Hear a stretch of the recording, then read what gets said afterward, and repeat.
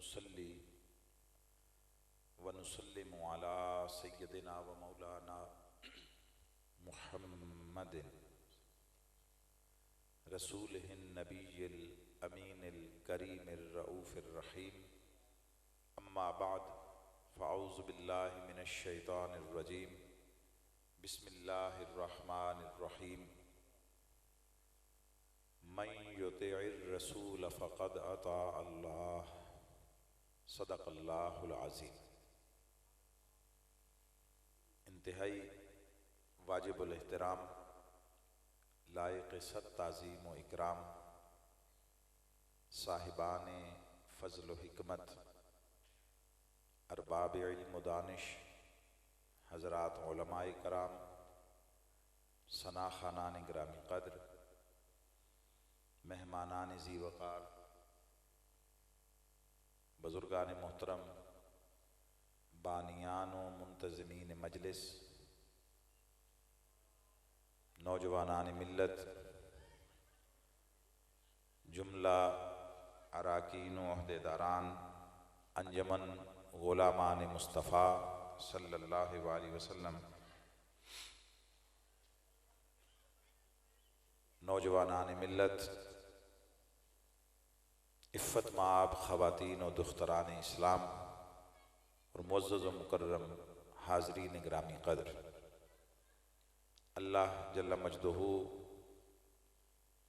का बेपाया लुत्फ़ करम और फ़ज़्ल व एहसान कि जिसने हमें आका अलैहिस्सलाम की निस्बत ग़ुलामी की शक्ल में नेमत ईमान बिला इस्तेहक़ाक़ महज़ अपने फ़ज़ल से अता फ़रमा दी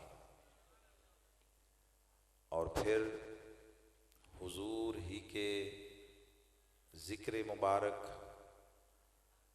और आका अलैहिस्सलाम के साथ इजहार मोहब्बत की शक्ल में इस नेमत की हिफाजत का सामान भी अता फरमाया।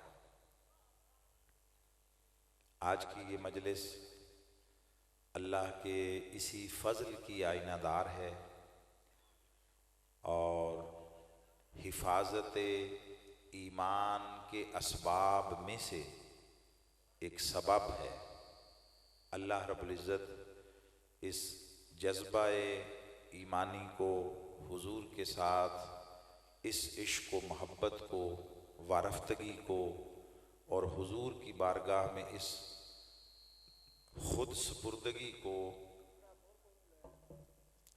हमेशा न सिर्फ कायम रखे बल्कि हर गुज़रते दिन के साथ इसमें बेश अज़ बेश इजाफ़ा भी फरमाए और आका अलैहिस्सलाम की बारगाह में इस गैर मशरूत निस्बत ग़ुलामी को अल्लाह दुनिया, क़ब्र, क़यामत और जन्नत हर जगह पर सलामत फरमाए।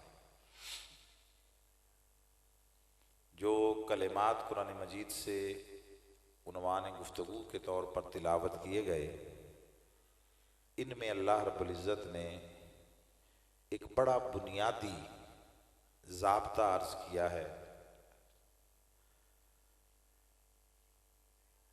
अगर उसको अपने अपने मिजाज और सतह के मुताबिक समझ कर अपना लिया जाए तो सारी ज़िंदगी इंसान कभी ईमान की राह से और सिरात मुस्तकीम से डगमगा नहीं सकता। लफ्ज़ी तर्जुमा जो उसका कर रहा हूँ, मन युतिर रसूल फ़क़द अता अल्लाह।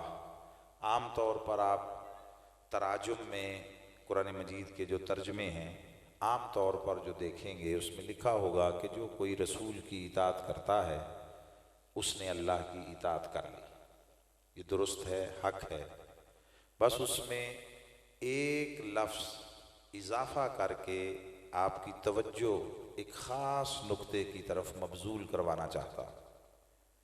जो पहला तर्जुमा मैंने अर्ज़ किया जो हर जगह पे मिलेगा और वो दुरुस्त है, जो कोई रसूल की इताअत करता है उसने अल्लाह की इताअत कर ली। इसमें एक लफ्ज़ का इजाफा कर रहा हूँ और वो लफ्ज़ है लफ्ज़ इस। जो कोई इस रसूल की इताअत करता है, जो कोई इस रसूल की इताअत करता है उसने अल्लाह की इताअत कर ली। अब मुमकिन है बाज़ लोग, ये जो इब्तिदाई थोड़ी सी गुफ्तगू है, आप तवज्जो और इन्हिमाक से अगर सुन लेंगे तो अगली सारी गुफ्तगू बहुत आसान भी हो जाएगी और तस्कीन ज़ौक़ का सामान भी इंशाअल्लाह अल्लाह अता फरमाएगा। अब मुमकिन है बाज़ लोग सोचें कि ये लफ्ज़ इस क्यों शामिल कर दिया, अकीदत की बिना पर, मोहब्बत की बिना पर, या इसकी कोई इल्मी बुनियाद भी है। हाँ, कुरान मजीद का मामला ऐसा है कि इसमें अपनी अकीदत व मोहब्बत या किसी जज्बे की बिना पर उसके मफ़हूम में ना इजाफ़ा किया जा सकता है और ना कमी की जा सकती। ये अल्लाह का कलाम है। जब उसको इंटरप्रेट किया जाए, उसको ट्रांसलेट किया जाए, तो मफ़हूम को अपनी ख्वाहिश के मुताबिक नहीं ढालना चाहिए, अपनी ख्वाहिश को कुरान के मुताबिक ढालना चाहिए। अब ये जो मैंने अर्ज़ किया कि इस रसूल, ये समझ लें दुनिया की हर ज़ुबान में, अरबी में भी, उर्दू में भी, इंग्लिश में भी इस्म जो है वो दो तरह से इस्तेमाल होता है। इस्म बतौर नकरा भी और बतौर मार्फ, इसमें आम भी और इसमें ख़ास भी। मसलन आप कह दें इंसान, आप कह दें आदमी, तो ये इसमें आम है, इसमें सारे शामिल हैं, मशरिक़ व मग़रिब का, हर मज़हब, दीन, इलाके से ताल्लुक़ रखने वाला, हर ज़माने का फ़र्द वो इसमें शामिल है।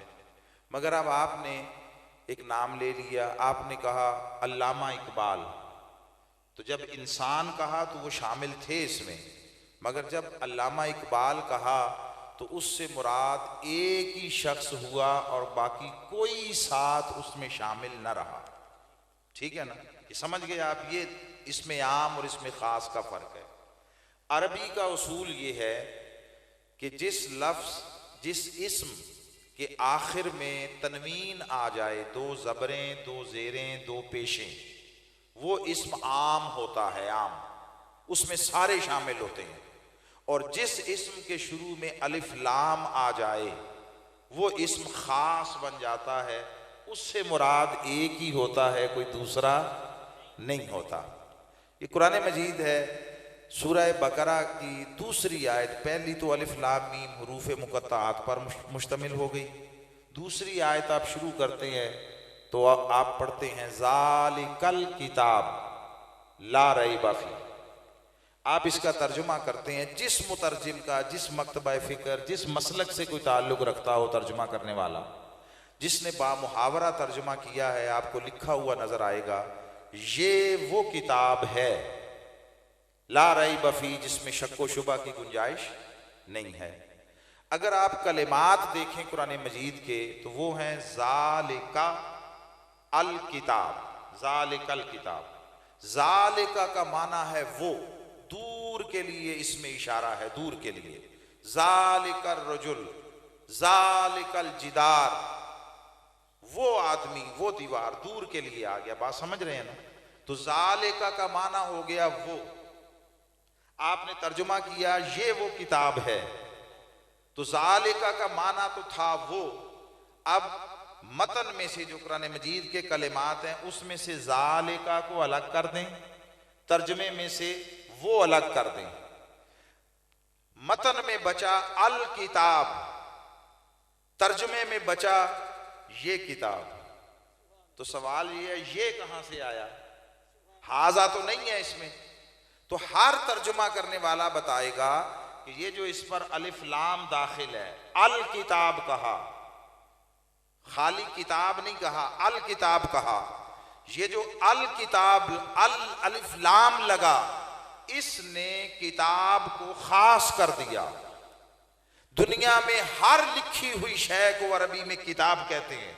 वो जरूरी नहीं ऐसी जिल्द की शक्ल में कोई 500 सफ़े हों, एक सफ़े पर भी 4 लफ्ज लिख दिए जाएं, किताबत हो जाए, किताबत, तो अरबी में उसे किताब कहते हैं।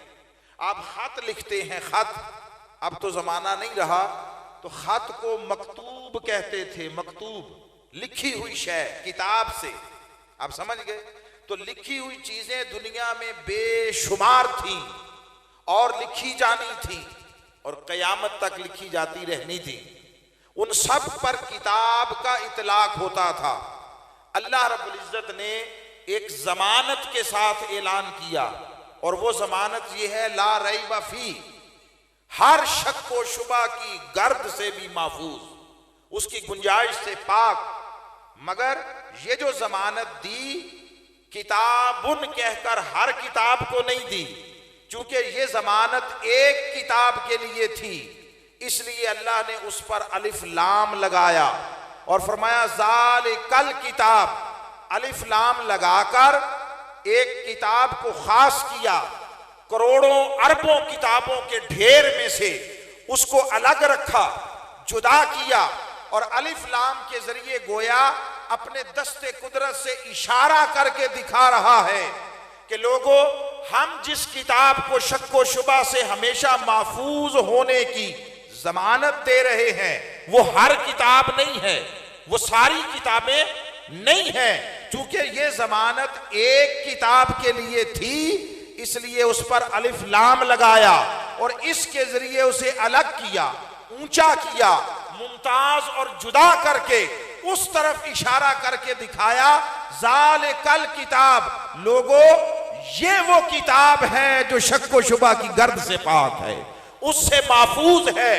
तो अलिफ लाम, मेरा ये जुमला तवज्जो से सुन लें, अलिफ लाम करता ये है कि जिसके साथ लग जाए, जिस पर आ जाए, जिस पर अलिफ लाम आ जाए, उसे दूसरों से जुदा कर देता है, दूसरों से अलग कर देता है।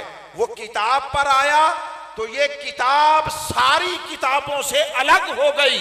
वही अलिफ लाम अब लफ्ज़ रसूल पर आया है। मैं युतिर रसूल, वो ऐन रे के साथ इदगाम के उस ज़ाब्तों के तहत मिला, उस पर अलिफ लाम लगा हुआ है।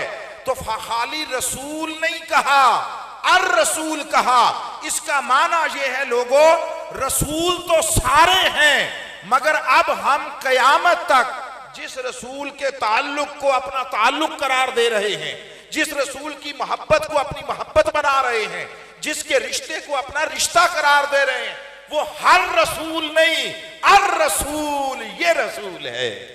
ताकि आपकी तवज्जो उस पर लग जाए, ध्यान लग जाए। अलिफ लाम करता ये है कि आपका ध्यान किसी एक पर लगा देता है और बाकी हर तरफ से आपका ध्यान हटा देता। वो अलिफ लाम रसूल पर आया तो हमने इसलिए उसका तर्जुमा किया, मैं युतिर रसूल, जो कोई इस रसूल की इताअत करता है।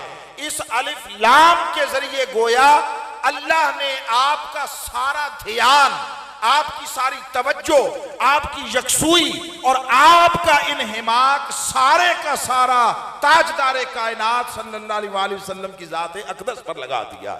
गोया वो ये समझा रहा है, लोगों, अपना ध्यान मुस्तफ़ा पर कर लो, अपना ध्यान मेरे मुस्तफ़ा पर कर लो, अपनी तवज्जो मेरे मुस्तफ़ा पर लगा लो, अपने दिल का काबा मेरे मुस्तफ़ा को बना लो, किबलाए ईमान मेरे मुस्तफ़ा को। और बयान क्या किया, मैं युतिर रसूल, इताअत को जर्नली लेकर मैं उससे एक शय अखज़ कर रहा हूं। अर रसूल कह के चूंकि ध्यान लगवाया तो उसने फरमाया, जो इस रसूल पर ध्यान लगा लेता है उसी का ध्यान अल्लाह से जुड़ जाता है। जो चाहता है कि उसका ध्यान अल्लाह पर लग जाए, उसे चाहिए अपना ध्यान रसूल पर कर ले, और जिसका ध्यान रसूल पर लग गया उसका ध्यान अल्लाह से जुड़ गया, अल्लाह से जुड़ गया तो उसका काम बन गया। तो पहली शय जो जिस पर हमने बुनियाद रखी है वो ये है कि ध्यान हुजूर पर लग जाए, ध्यान हुजूर पर लग जाए, हुजूर की जात मरकज़े ध्यान बन जाए। ये कुल दीन का ज़ाब्ता है, कुल दीन का ज़ाब्ता। ईमान किस शय का नाम है? ईमान नाम है सारी मोहब्बत मुस्तफ़ा के लिए खास हो जाना। जिसको हुजूर से मोहब्बत हो गई उसने ईमान पा लिया। ईमान इल्म का नाम नहीं है, ईमान अमल का नाम नहीं है, ईमान जानने का नाम नहीं है, ईमान पहचानने का नाम भी नहीं है। इनमें से किसी शय का नाम ईमान नहीं। अगर ईमान इल्म का नाम होता और इल्म से ईमान मिलता होता तो दुनिया में कोई इल्म वाला ईमान से खाली ना रहता और कोई अनपढ़ ईमान पा ना सकता। अगर ईमान इल्म का नाम होता तो हर पढ़ा लिखा ईमान वाला हो जाता और हर अनपढ़ ईमान से महरूम हो जाता। मगर हम तकते हैं हाँ आका अलैहिस्सलाम का हयात ज़ाहरी का जमाना हो और अबू जहल जैसे लोग हों, उसकी असल मुआशरे में जो पहचान थी वो अबुल हिकम के नाम से थी, हिकमत वाला, इल्म वाला। लोग उसके सामने अपने झगड़े लाते थे, लोग उससे फैसले करवाते थे। मगर जब मुस्तफ़ा की बात को न समझा, रद्द कर दिया, हुजूर की जुबान से एक दफा निकला ला हुवा अबू जहल, नहीं ये अबू जहल है, अबुल हिकम भूल गए लोग, हर तरफ अबू जहल मशहूर हो गया। अगर इल्म का नाम होता तो वो ईमान वाला होता और इल्म से ईमान मिलता होता तो बिलाल ईमान वाले ना बन पाते। तो इल्म में ईमान नहीं, बल्कि ये खुद अबू जहल का एक कौल आपको सुना रहा हूं। अबू जहल का वो कहता है नहनु नअलमु अन्ना मुहम्मदन नबियुन। ये जो लोग दरसियात से मुतल्लिका हैं, दरसे निज़ामी, ये हमारी अकायद की किताबों में से शरा इब्न हाजिब वगैरह में पढ़ाया जाता है हकीकत ईमान समझाते हुए। ये अबू जहल का कौल है। कहते हैं नहनु नअलमु अन्ना मुहम्मदन नबियुन, हमें इल्म है कि मोहम्मद नबी हैं। ये अबू जहल कह रहा है, हम जानते हैं। इल्म आया तो ला इल्मी चली गई। ये नहीं है कि पता नहीं रहा, इल्म है। नहनु नअलम, हमें मालूम है मोहम्मद नबी हैं। वलाकिन ला नुअमिनु बिही अबदा, मगर हम उस पर कभी ईमान नहीं लाएंगे। इल्म था मगर ईमान नहीं आया। इससे ऊपर का एक दर्जा है पहचान। आप कहते हैं जान पहचान हो गई, तो जानना इल्म है। इससे ऊपर का दर्जा है पहचानना। याद रख ले, पहचान भी ईमान नहीं है। ना इल्म और जानने का नाम ईमान है, ना पहचानने और मारिफत का नाम ईमान है। अल्लाह ने आदम से लेकर ईसा अलैहिस्सलाम तक हर नबी के जिम्मे दो मुश्तरक काम लगाए, दो मुश्तरक, जिसको भी भेजा फरमाया दो। बाकी तालीमात अलग अलग होती गई। हर अगली नस्ल के लिए उसकी बारगाह से शरीयत के अगले कायदे, अगले असबाक, सबक आते गए। मगर दो चीजें मुश्तरक थी हर नबी की जरूरत। एक, उसने जिसको भी भेजा फरमाया दुनिया में जाकर मेरी तौहीद की तरफ बुलाना, तौहीद की तरफ बोलिए, बुलाना। और दूसरा, मेरे मुस्तफा के मुतालिक बताना, अल्लाह की तरफ दावत देना, मुस्तफा की बिशारत देना। ये हर नबी के जिम्मे था, ये हर सहीफा खुदा में था, हर किताब में था। वो इतनी निशानियां, इतनी बिशारतें, इतनी अलामात बयान की कि हर तरफ मुस्तफा की आमद के लोग मुंतजिर हो गए। यहूद और नसारा आमद मुस्तफा के मुंतजिर थे, मगर जब आए तो ईमान नहीं लाए। हमने पूछा मौला क्यों नहीं ईमान लाए, पहचान नहीं सके तेरे महबूब को? अल्लाह ने फरमाया नहीं, ऐसा नहीं है, मेरे मुस्तफा को पहचान गए थे, पहचानते थे। अच्छा, फिर ये सवाल है कितना पहचानते थे? कितना? पहचान थोड़ी भी होती है, ज्यादा भी। मोहल्लेदार मोहल्लेदार को भी पहचानता है, रिश्तेदार रिश्तेदार को भी पहचानता है, दोस्त दोस्त को भी पहचानता है। मगर रुए जमीन पर पहचान का सबसे आला रिश्ता जो इंसानी जिंदगी में है वो वालिदैन और औलाद का रिश्ता है। मां अपने बेटे को पहचानने में कभी मुगालता नहीं खाती। 100 एक जैसी हम शक्ल बच्चों को एक जैसा लिबास पहना कर खड़ा कर दें, इंसान तो इंसान, जानवरों में भी ये पहचान इतनी है कि कोई मां अपने बच्चे के सिवा किसी और की तरफ नहीं जाती। अल्लाह ने कुरान में फरमाया मेरे मुस्तफ़ा को पहचानते थे मौला कितना, फरमाया यारिफूनहु कमा यारिफूना अबनाअहुम, मेरे मुस्तफ़ा को इतना पहचानते थे जितना अपने बच्चों को पहचानते। ईमान नहीं लाए। इसका माना यह हुआ इल्म और जानने का नाम भी ईमान नहीं है, पहचानने और मारिफत का नाम भी ईमान नहीं है। तो सवाल ये है ईमान किस शय का नाम है? ये हमारी आज की गुफ्तगू का मरकजी खुलासा नुक्ता है। न जानने का नाम ईमान है, न पहचानने का नाम ईमान है।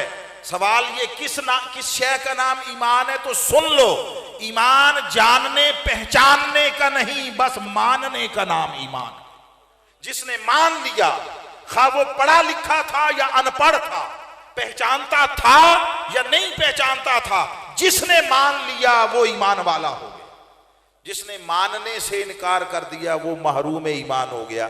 इसलिए अल्लाह ने ध्यान सारा मुस्तफ़ा पर करवाया है।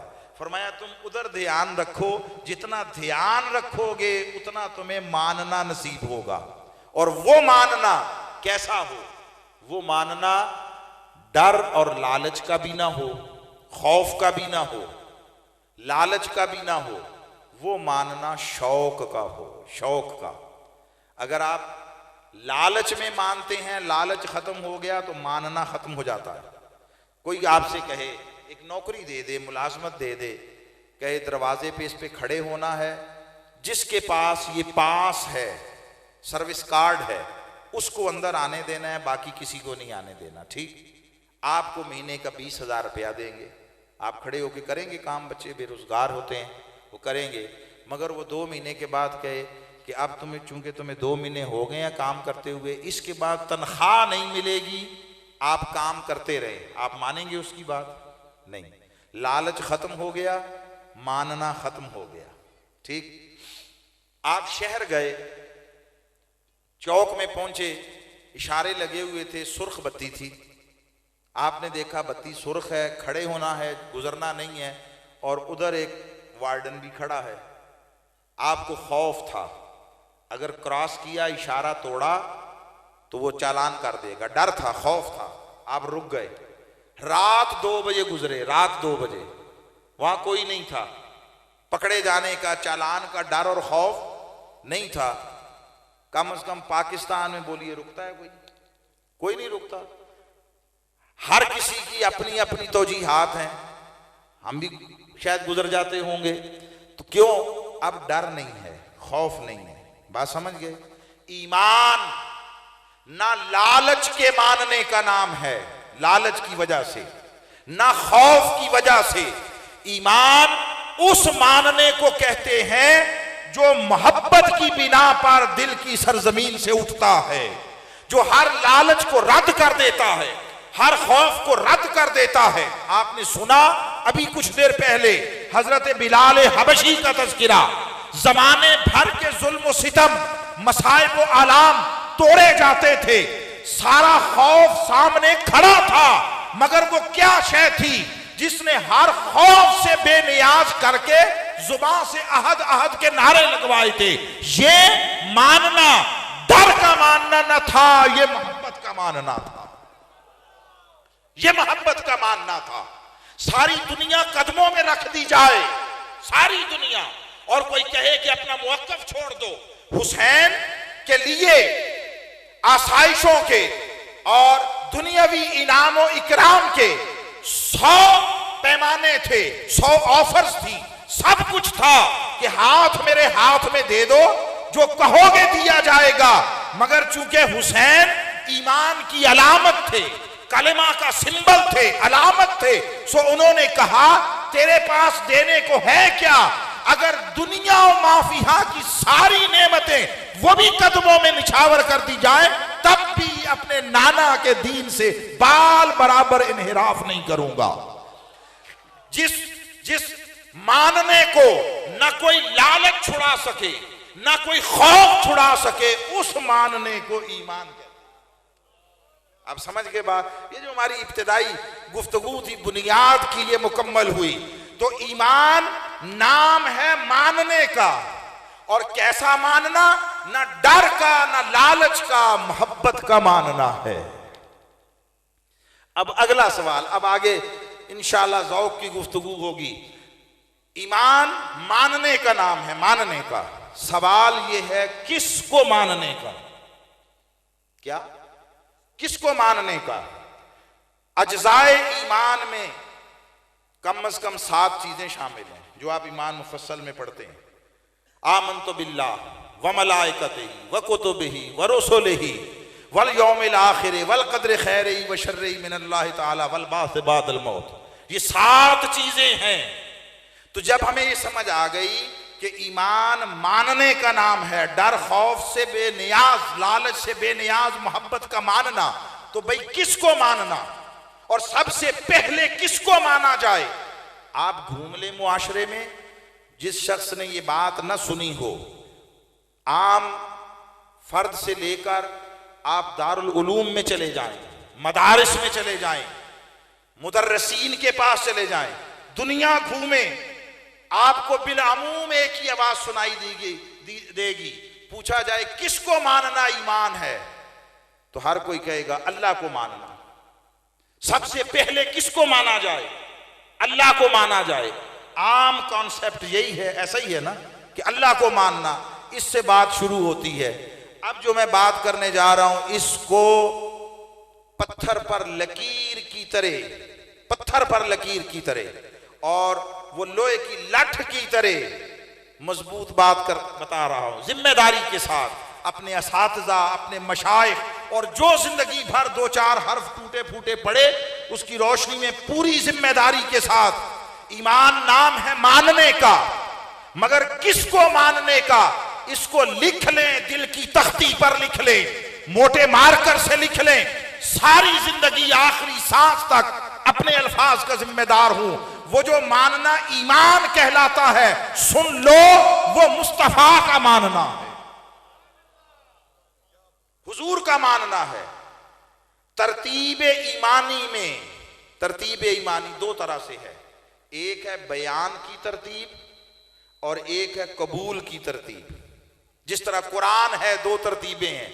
एक नुज़ूली तरतीब है, नुज़ूली, एक किताबी तरतीब है। जो नज़ूली तरतीब है वो और किताबी तरतीब बिलअमूम एक दूसरे के बरक्स हैं। जो आयतें, जो सूरतें उतरी पहले मक्की दौर में, वो सारी तकरीबन आखिर में, और जो मदनी दौर में उतरी हैं वो शुरू में है। ये शुरू की सारी बकरा, मायदा, अनफाल, अनाम, ये सारी की सारी मदनी सूरतें हैं, ये शुरू में हैं। उतरी बाद में, आई पहले। जो मक्की सूरतें हैं उतरी पहले, लिखी बाद में गई। यानी तरतीब नुज़ूली और है और तरतीब किताबी और है। इतनी बात समझ गए ना? हर कोई समझता है। इसी तरह जिस तरह कुरान की 2 तरतीबें हैं, लोगों ईमान की भी 2 तरतीबें हैं। एक तरतीब बयानी है, एक तरतीब कबूली है। उधर था तरतीब किताबी और तरतीब नुज़ूली, इधर है तरतीब बयानी और तरतीब कबूली। तरतीब बयानी में अल्लाह पर ईमान का जिक्र पहले आता है, चूंकि वो रब है, खालिक व मालिक है, बड़ा है, वो मुस्तफा का भी खालिक और रब है। सो जब बयान करते हैं तो हिफ्ज़े मरातिब के पेशे नजर पहले अल्लाह की बात करते हैं, अल्लाह का जिक्र करते हैं। अशहदु अल्ला इलाहा इल्लल्लाह, उसकी बात पहले करते हैं। मुस्तफा की बात बाद में करते हैं कि हुजूर मखलूक हैं, बंदा हैं। मगर सुन लें, तरतीब कबूली में ईमान की, मुस्तफा पर ईमान पहले है, खुदा पर ईमान बाद में है। अल्लाह पर ईमान कबूल करने में बाद में है, मुस्तफा पर ईमान पहले है। अल्लाह पर ईमान हो ही नहीं सकता जब तक पहले मुस्तफा पर ईमान ना आए। न किसी ने खुदा को देखा, न किसी ने खुदा को सुना, न किसी का खुदा के साथ पैगाम रसानी का रिश्ता कायम हुआ, न उसे छुआ जा सके कि उससे पहचान ले, न उसे चखा जा सके कि उस जरिए से पहचान ले, न सूंघा जा सके, न सुना जा सके, न देखा जा सके। तुम्हारे हवा से खमसा जाहरी से भी ऊंचा, हवा से खमसा बातनी से भी अकली से भी ऊंचा, तुम्हारे लताइफ कल्बी से ऊंचा, तुम उसे किसी जरिए से न पा सकते हो न पहचान सकते हो। खुदा की मारिफत, उसको जानने, उस पर ईमान लाने का फकत एक जरिया है, वो जरिया है रिसालत। जिसने पहले रसूल को माना उसके लिए खुदा का मानना मुमकिन हुआ। जो रसूल को ना माने अल्लाह को मान सकता ही नहीं। मुमकिन है कोई कहे कि जी हम कुरान पढ़ते हैं तो कुरान के जरिए खुदा को पहचान लिया, मान लिया, मान लेते हैं बात। मगर आओ एक बात बताओ, जब कुरान का नाजिल होना, वही आना शुरू हुई, पहली वही गारे हिरा में आई, पहली वही आका अलैहिस्सलाम ने वो कलाम सूरह अलग की इब्तिदाई 5 आयात आकर सुनाई, उसी जुबान से निकली हैं जिससे रोज सिहाबा को तलकीन और नसीहत की हजारों बातें करते थे। तो हुजूर ने कलाम पढ़ा, इक़रा बिस्मि रब्बिकल्लज़ी खलक़ इला आखिर आया।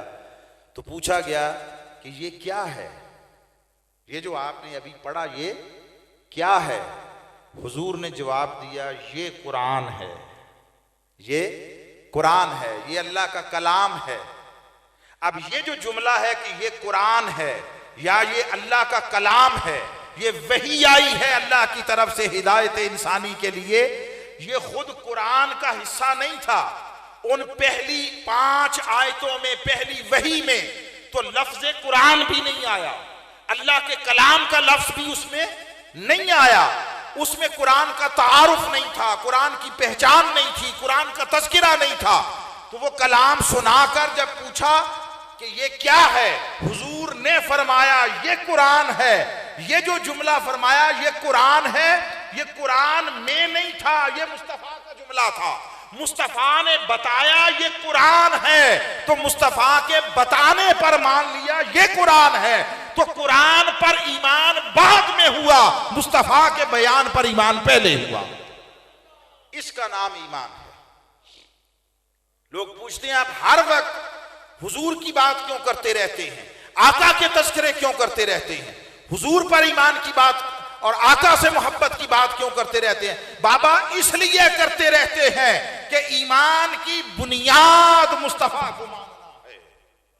हुजूर के साथ रिश्ता जितना मजबूत, ईमान उतना मजबूत।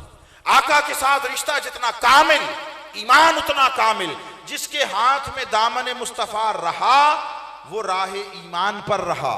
जिसके हाथ से हुजूर का दामन छूट गया वो दिन में 5 छोड़ 50 नमाजें पढ़े, 50 नमाजें पढ़े। वो 1 महीने के छोड़ के 12 महीने के रोजे रखे। वो जिंदगी में 1 हज करने की बजाय हर साल हज करे। वो 2.5% ज़कात की बजाय आधा माल अल्लाह के रास्ते में कुर्बान करता फिरे।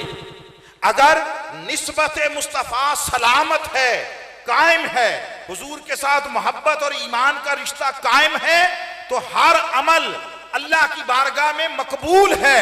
इधर मुस्तफा का रिश्ता गुलामी, हुजूर के दामन का रिश्ता हाथ से छूटा। कोई काबे के अंदर भी बैठा हो, ना ईमान से ताल्लुक रहता है ना खुदा से ताल्लुक रहता। अल्लाह के साथ ताल्लुक का वाहिद नागुज़ीर रास्ता वो फकत ज़ात रिसालत में आप सल्लल्लाहु अलैहि वसल्लम। इसलिए अहले ईमान का हमेशा शेवा ये रहा कि जब भी 2 चीजों को में से किसी एक को चुनने का मौका आया और उनमें से एक शय निस्बत रिसालत थी, तो सहाबा ने दूसरी तरफ कोई शय भी थी उसे छोड़ दिया और मोहब्बत और निस्बत मुस्तफा का दामन हाथ से न छूटने दी। सब कुछ छोड़ देते थे, सब कुछ। अगर आपसे पूछूं कि आपके ख्याल में जो मैं ये बात कह रहा हूं कि सहाबा ने हुजूर के लिए सब कुछ छोड़ दिया, जिस जिस शय का तकाजा हुआ वो सब छोड़ते गए, आप इत्तेफाक करते हैं? बोलिए। हाँ, इतना जवाब इसलिए दे दिया करें कि मुझे समझ आए कि बात पहुंच रही है, कोई मैं बात क्लियर कर पा रहा हूं। तो मैंने ये कहा कि सहाबा ने अगर एक तरफ हुजूर की ज़ात हुई, हुजूर का तकाजा हुआ, दूसरी तरफ कुछ भी था, वो सब कुछ हमेशा छोड़ दिया। अगर मैं आपसे कहूं कि मुझे कुछ चीज़ों के नाम गिनवा दें अपने इल्म के मुताबिक कि क्या कुछ छोड़ा, तो आप क्या कहेंगे? बोलिए। स्टेज वाले को बोलने की इजाज़त है। मसलन अगर आपसे पूछूं कि सहाबा ने हुजूर के लिए क्या कुछ छोड़ा, तो आप क्या कहेंगे? घर बार छोड़ा। और बोलिए, उधर से भी बोले। घर बार छोड़ दिया, माल दौलत कारोबार छोड़ दिया, रिश्तेदार छोड़ दिए, ठीक, वतन छोड़ दिया, आबाई वतन, वतन मौलूद, काबा जहां था, काबा मक्का छोड़ दिया, ये सब कुछ छोड़ा, दुरुस्त है। मगर अब एक बात कहूं, ये चीजें बाद में भी लोग छोड़ते रहे और क़यामत तक छोड़ते रहेंगे। ये होता रहा और होता रहेगा। आज भी कोई शख्स जब ईमान लाता है, कोई गैर मुस्लिम काफिर, तो उसे कई चीज़ों का बाज़ का तर्क करना पड़ता है। मसलन रिश्तेदारों के साथ, हत्ता कि माँ बाप छोड़ देते हैं, निकल जाओ, तुमने मज़हब चेंज कर लिया, दीन चेंज कर लिया, ऐसा होता है ना, तो माँ बाप छूट जाते हैं, रिश्तेदार छूट जाते हैं, बच्चे छूट जाते हैं, मियाँ बीवी का रिश्ता छूट जाता है, कारोबार से आग कर देते हैं, जायदाद से आग कर देते हैं। ये सब कुछ बाद में भी लोग छोड़ते रहे और क़यामत तक छोड़ते रहेंगे। वो जमात सहाबा आका अलैहिस्सलाम की सोहबत में बैठने वाले लोग, उसमें अहले बैत और सारे शामिल हैं। ये वो लोग थे जिन जैसे क़यामत तक लोग दुनिया में नहीं आने वाले। उनका हम पल्ला, उनकी बराबरी का दर्जा रखने वाला कोई शख्स क़यामत तक नहीं आएगा। कोई शख्स अपने अमल से ना नबी बन सकता है, ना सहाबी बन सकता है। ये बात याद रखना। न नबी बन सकता है, ना सहाबी बन सकता है। नबुव्वत भी उसका फजल है, जिसको देना थी दे दी। ये रियाजत, मुजाहदा, इबादत, तकवा, तहारत, ज़ुहद वरा से मिलने वाली शय नहीं थी। और सहाबियत भी किसी अमल का नतीजा है ही नहीं कि कोई नफल पढ़ता हुआ सहाबी बन जाए, कोई तस्बीह करता हुआ सहाबी बन जाए, कोई सदका और खैरात करता हुआ सहाबी बन जाए। सहाबियत का ताल्लुक किसी के अमल से है ही नहीं, इसका ताल्लुक मुस्तफा की निस्बत ज़ियारत के साथ है। जिसने हालत ईमान में, ज़ाहरी दुनिया में मोहब्बत के साथ मुस्तफा को तक लिया, वो सहाबी हो गया। अब कोई शख्स क़यामत तक 100 साल की जिंदगी भी पाए और जिंदगी का एक एक लम्हा तात, ज़ुहद वरा, बंदगी और अल्लाह की इबादत में गुजार दे, तब भी वो सहाबी नहीं हो सकता। बात समझ गए ना? तो जब इन जैसा कोई नहीं हो सकता, तो इनका अमल भी कुछ ऐसा होना चाहिए जिस जैसा अमल भी किसी के पास ना हो। अब बात समझे है? और मैंने इस ज़िमन में बात की है कि घर बार, माँ बाप, रिश्तेदार, कारोबार, तिजारत, शहर, ये बाद में भी लोग छोड़ते रहे। कोई ऐसी शय होनी चाहिए जो उन्होंने छोड़ी हो और क़यामत तक कोई दूसरा वैसा ना कर सके। कोई ऐसा एजाज होना चाहिए।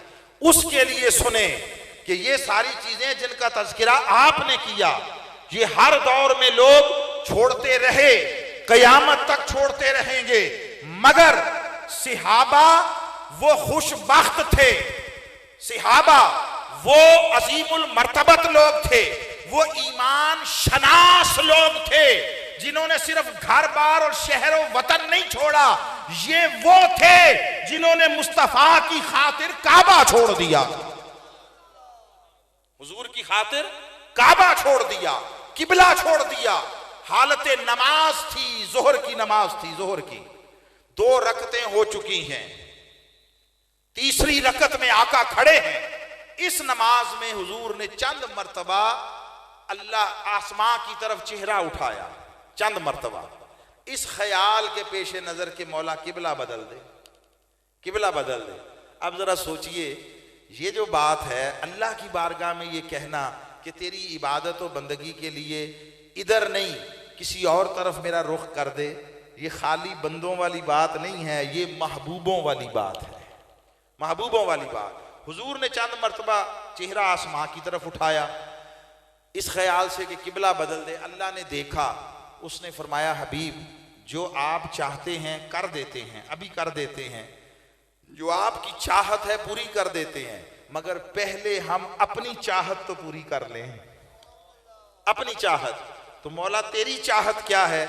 उसने कहा ये जो मेरे हबीब ने चंद मर्तबा चेहरा आसमां की तरफ उठाया है, ये हर रोज का मामूल तो नहीं था, नमाज का हिस्सा नहीं था, अरकान इस्लाम में से नहीं था। ये जो चंद मर्तबा चेहरा आसमां की तरफ उठाया, इस ख्याल के पेशे नजर के किबला तब्दील कर दें, ये मेरे महबूब की अदा आज पहली बार जाहिर हुई है। फरमाया हबीब जो आप कहते हैं वो अभी कर देते हैं, मगर पहले मैं अपनी चाहत पूरी कर लूं, और वो ये कि ये जो तूने चंद बार चेहरा उठाया और तेरी अदा जाहिर हुई, मैं तेरी इस अदा को पहले कुरान का हिस्सा बना दूं, कुरान का हिस्सा बना दूं। फरमाया कद नरा तकल्लुब वजहिका फिस समा, हबीब हम तेरे चेहरे का बार बार आसमां की तरफ पलटना, चेहरा आसमां की तरफ उठाना, ये देख रहे हैं। बोलिए ये देख रहे हैं।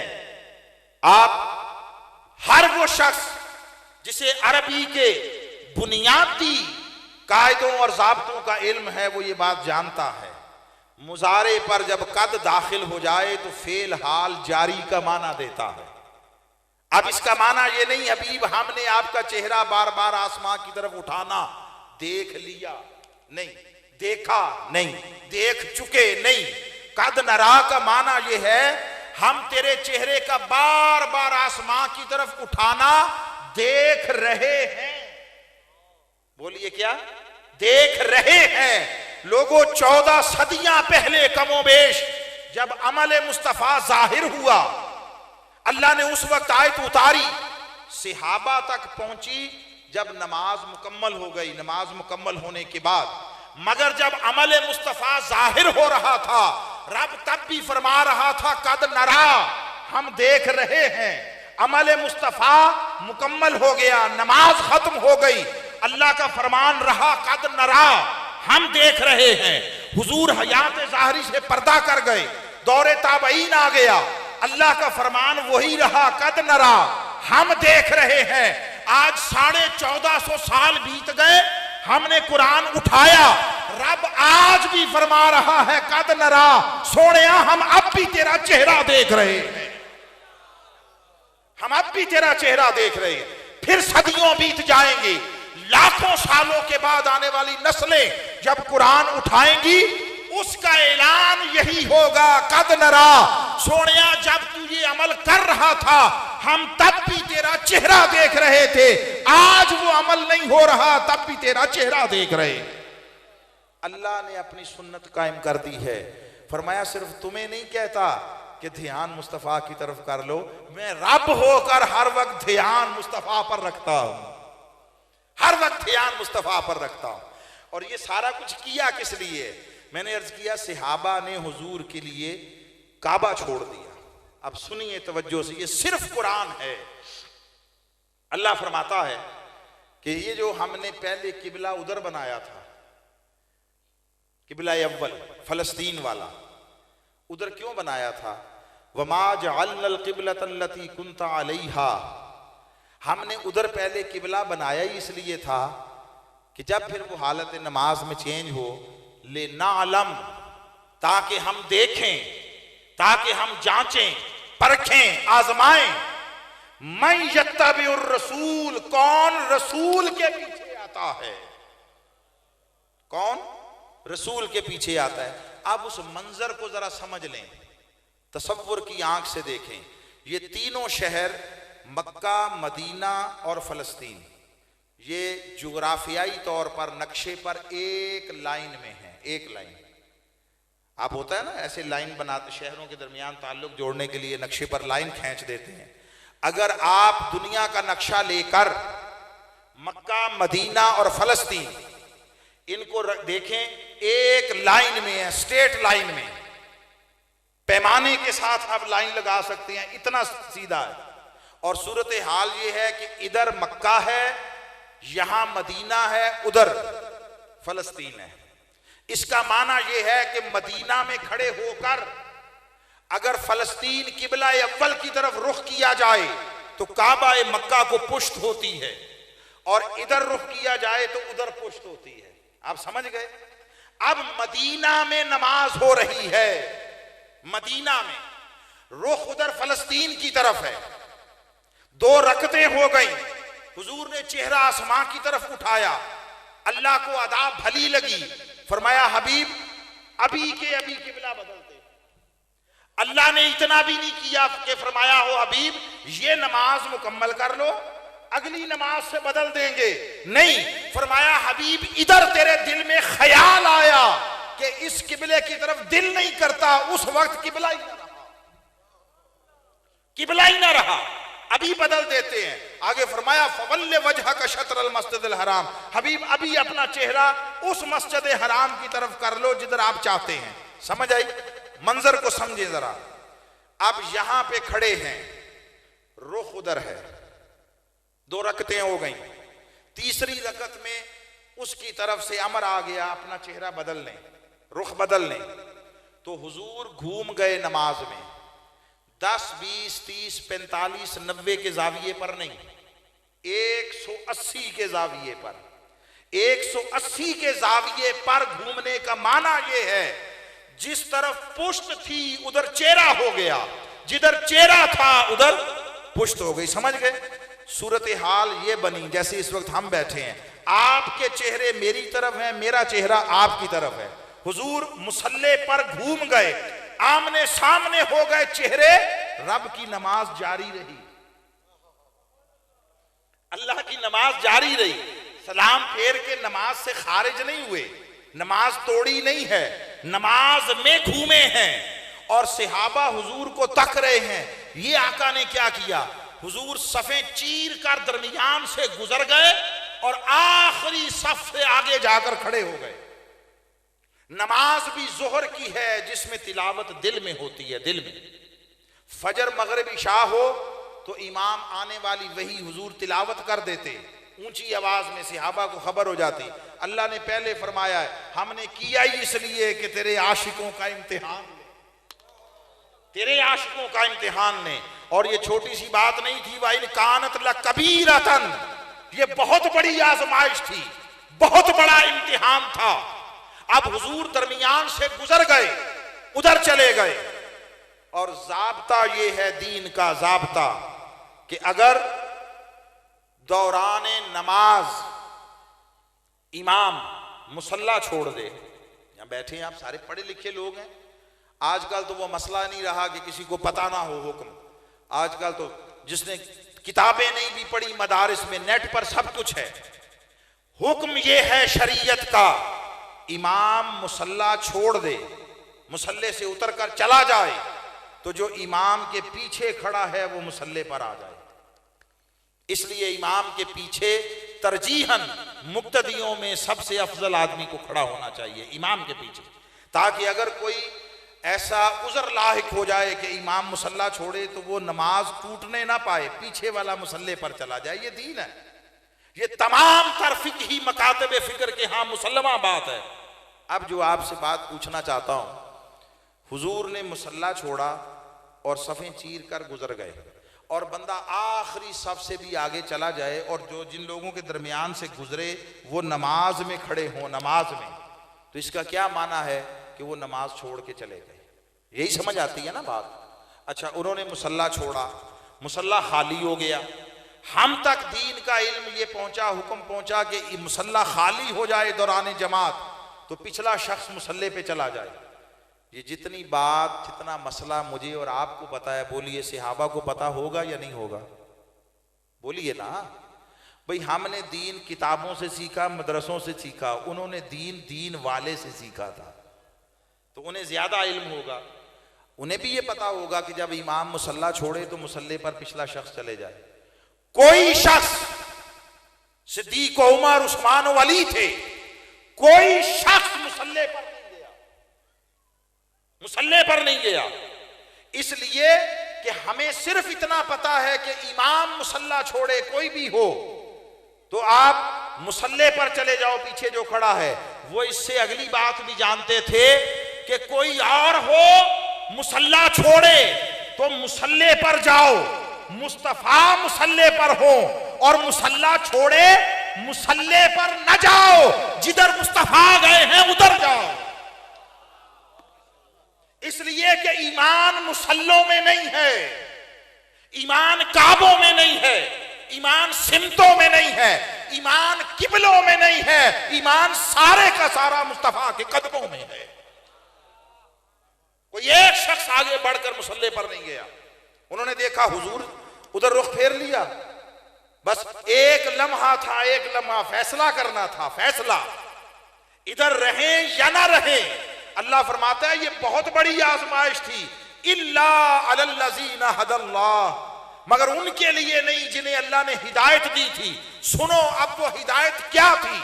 अल्लाह ने उनके दिल में इल्का कर दिया, शऊर अता कर दिया, फहम अता कर दिया।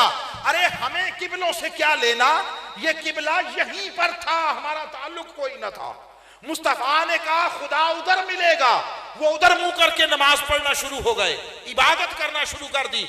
अब जो जिसने हमें लगाया था कि मुंह उधर करो, चेहरा उधर करो, जब उसने चेहरा उधर नहीं रखा तो हमें उधर से क्या लेना, हमें उधर से क्या गरज। उनका किबला, काबा, ईमान का मरकज और महवर सब कुछ आ जाके जाते मुस्तफा। बस एक लम्हा था, एक लम्हा इम्तिहान था। अल्लाह ने फरमाया हबीब आपकी ख्वाहिश को भी पूरा करते हैं, तेरे आशिकों का इम्तिहान भी लेते हैं, तेरे आशिकों का। अब देखते हैं कि ये तुझे रखते हैं या सिमते किबला को रखते हैं।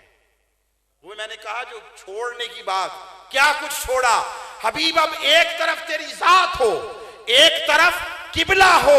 हम देखना चाहते हैं इनके ईमान की बुनियाद किस शय पर है, तेरी निस्बत पर है या निस्बत किबला पर है।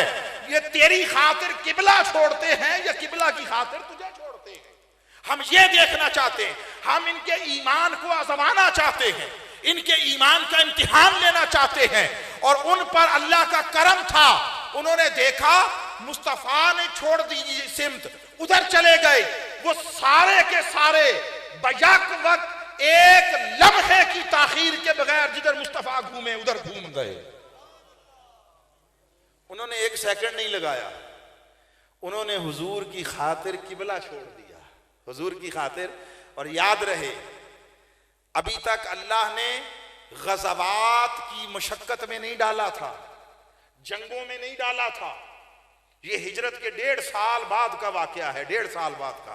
पहले रिश्तेदार छुड़ाए, फिर कारोबार छुड़वाए, घर बार छुड़ाया, वतन छुड़वाया। अब आखिरी आजमाइश थी ज़हनी फिक्री तौर पर कि ये मेरे मुस्तफा को दीन में अहमियत क्या देते हैं।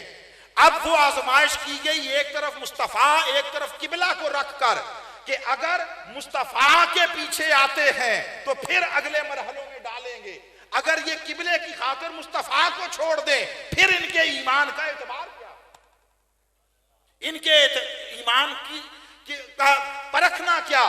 फिर तो गए, मगर वो सारे के सारे अमरे इलाही से हुजूर के पीछे घूम गए। अल्लाह फरमाता है अब तुम हकीकतन कामिल ईमान वाले हो गए, कामिल ईमान वाले। और ए गुलामान मुस्तफ़ा, ये बड़ी एक खास बात है। फरमाया कद नरा तकल्लुब वजह का फिस्समा, हम तेरे चेहरे का बार बार आसमां की तरफ उठना देख रहे हैं। आगे जो जुमला इरशाद फरमाया, फरमाया फलनुवल्लियन्नका क़िबलतन, हम आपका रुख फेर देंगे, किबलतन। अब वो बात मैं समझा चुका, 2 ज़बरें आ गई, तनवीन हो गई ना, ये इसमें नकरा हो गया, मैं उसके एतबार से तर्जुमा करने लगा हूं। किबलतन, हबीब हम आपको फेर देंगे, आपका रुख तब्दील कर देंगे ऐसे किसी भी किबले की तरफ, किसी भी किबले की तरफ। उसकी खासियत क्या होगी? अब नहीं फरमाया कि मशरिक व मगरब की तरफ करेंगे, शुमाल व जनूब की तरफ नहीं। हबीब हम आपका रुख फेर देंगे ऐसे किसी भी किबले की तरफ, तरदाहा, जिस पर आप राजी हो जाए, जिस पर आप राजी हो जाए। नहीं फरमाया इस मुकाम पर किबला था मक्का, मक्का वाले किबले की तरफ नहीं, फरमाया किबलतन तरदाहा, सोनिया जिधर तू राजी होगा हम उधर किबला बना देंगे। हमें किबलों से क्या लेना? कुल लिल्लाहिल मशरिक वल मगरिब, मशरिक व मगरिब सारे अल्लाह के हैं। ऐनमा तवल्लु फसम्मा वजहुल्लाह, जिधर चेहरा करो, जिधर रुख कर लो, उधर अल्लाह का जलवा है। हबीब, हम सिमतों के मोहताज नहीं है। ये किबले अपनी खातिर नहीं बनाते, इंसानों की खातिर बनाते हैं। आदम से ईसा तक हर एक के लिए किबला अपनी मर्जी से बनाया। अब हबीब तेरी बारी आ गई, तेरी बारी आ गई। वो सारे फकत नबी और रसूल थे, आप नबी और रसूल भी हैं, हमारे महबूब भी हैं। तो हबीब जो फकत नबी और रसूल थे, उनके लिए किबला हम अपनी मर्जी से बनाते थे। आप हमारे महबूब हैं। सोने तू दस बनाना किधर है, जिधर तू कहेगा उधर बना देंगे। साडा जांदा की है, साडा की जांदा है, हमारा क्या बिगड़ता है। हबीब जिधर तू चाहेगा उधर किबला बना देते हैं। ए गुलामान मुस्तफा, ए आशिकान नबी मुख्तार, तुम्हें मुबारक हो, अल्लाह ने तुम्हें उस रसूल की निस्बत गुलामी अता की है जिसकी रजामंदी के लिए रब अपने किबले बनाता। हम जितना इस पर फख्र करें, नाज करें, इस निस्बत पर कम है, जितना नाज करें। और एक और अहम बात जो अर्ज करना चाहता हूं वो ये है कि अल्लाह ताला ने जब ये किबला का प्रोसेस सारा हो गया और हुजूर अलैहिस्सलातु व तस्लीम चले गए और सहाबा पीछे घूम गए। सुन लो, ये सहाबा ने हालत नमाज में जो हुजूर के पीछे रुख फेरा था, ना ये हुक्म खुदा पर फेरा था, ना हुक्म मुस्तफ़ा पर फेरा। नमाज थी ना अल्लाह की वही हुजूर ने सुनाई, ना हुजूर ने खुद कोई कलाम किया, हुक्म दिया। हुक्म देते तो फिर तो बात ही खत्म हो जाती ना, फिर तो मानना लाजिम था, फिर तो इम्तिहान ना रहता। ना ये अल्लाह के हुक्म पर घूमे थे, ना मुस्तफा के हुक्म पर घूमे थे। ये जो मुस्तफा के पीछे 180 के जाविये पर घूम गए थे लोगों, ये खुदा और मुस्तफा के हुक्म पर नहीं घूमे थे, ये मुस्तफा की मोहब्बत में घूमे थे। ये फैसला मुफ्ती इश्क ने किया था। अंदर बैठे हुए उस मुफ्ती इश्क ने, वो आजम चिश्ती ने कहा था, मुझे उनकी रुबाई याद आ गई। वो फरमाते हैं कि महबूबा उत्ते नुक्ता चीनी जेड़ा करन तो बाज नहीं आउंदा, असल मुनाफिक जानिए उसनू, वो तो झूठा प्यार जताउंदा। सानू दसिया इश्क दे मुफ्ती ने जेड़ा मुड़ मुड़ ए फरमाउंदा, आजम जिथे दिल लग जाए उथे ऐब नजर नहीं आउंदा। उन्हें किसी शय से गरज नहीं। उनमें से कोई शख्स उसने कलमा खुदा को देखकर नहीं पढ़ा था। सहाबा समेत सबकी बात कर रहा हूं, सहाबा समेत किसी ने खुदा को देखकर कलमा नहीं पढ़ा था। जिसने पढ़ा था मुस्तफा को देखकर पढ़ा था। एक जंग थी, जंग गजवा, आका अलैहिस्सलाम शरीक थे। एक इराबी देहाती शख्स काफिरों की तरफ से लड़ता हुआ आया, सवारी पर बैठा था। अचानक उसकी निगाह हुजूर के चेहरे पर पड़ गई। उसके मुकद्दर के बदलने की घड़ी थी। हुजूर के चेहरे पर निगाह जब पड़ी तो उसका दिल गवाही दे उठा कि ऐसा रोशन, पुर रौनक और हसीन चेहरा किसी झूठे शख्स का नहीं हो सकता। दिल गवाही दे उठा। जब दिल से गवाही फूटी तो उसने वहीं सवारी पर बैठे बैठे हुजूर से पूछा, ए मोहम्मद सल्लल्लाहु अलैहि वसल्लम, अगर इस वक्त आप पर ईमान ले आऊं तो मुझे क्या दें, मुझे क्या देंगे? तो हुजूर ने उसकी तरफ देखा, उसके मन की कैफियत को जाना। याद रखो, हुजूर सिर्फ चेहरा नहीं देखते थे। हुजूर जब किसी की तरफ निगाह करते तो सिर्फ चेहरा नहीं देखते थे, सिर्फ अंदर का हाल तक भी नहीं देखते थे, वहां तक भी नहीं रहते थे। जब हुजूर की निगाह पड़ती, ऊपर आदम तक सारा नस्ब और कयामत तक सारी नस्ल देख लेते थे। पूरा नस्ब और नस्ल देख लेते थे। हुजूर ने देखा अंदर सच है, अंदर अकीदत है, मोहब्बत है। उसने कहा, इस वक्त आप पर ईमान ले आऊं, क्या देंगे? हुजूर ने फरमाया, जन्नत दूंगा। खड़े खड़े इस हाथ दे इस हाथ ले वाला सौदा, 2 + 2 = 4 की तरह हुजूर ने नहीं फरमाया कलमा पढ़ लो, ईमान ले आओ, फिर नमाजें पढ़ना, रोजे रखना, हज ज़कातें करना, नेकियां करना, अच्छे अमल करना, फिर ईमान की हालत में मर गए तो जन्नत मिलेगी। इतनी लंबी चौड़ी बात नहीं किया। ये नहीं फरमाया भाई मैं तुम्हें क्या दे सकता हूं, मेरे पास क्या है, अल्लाह जानता है क्या मिलेगा। नहीं, अरे ये रसूल नहीं थे, खाली महबूब थे। रब ने जो कुछ था मुस्तफा की झोली में डाल दिया था। फरमाया हबीब जन्नत बनाई मैंने है, बसाई आपसे जाएगी, बसानी आपने है। उसने जन्नतों को क्या करना है, खुदा ने जन्नत में घर बनाना है, खुदा ने अपनी रिहाइश जन्नत में रखनी है। उसने जन्नत बनाई ही अपने महबूबों के एजाज की खातिर है। हुजूर ने फरमाया जन्नत देता हूं। उसने कहा फरमाइए क्या कहूं। आका ने कलमा पढ़ा दिया, उसने कलमा पढ़ लिया।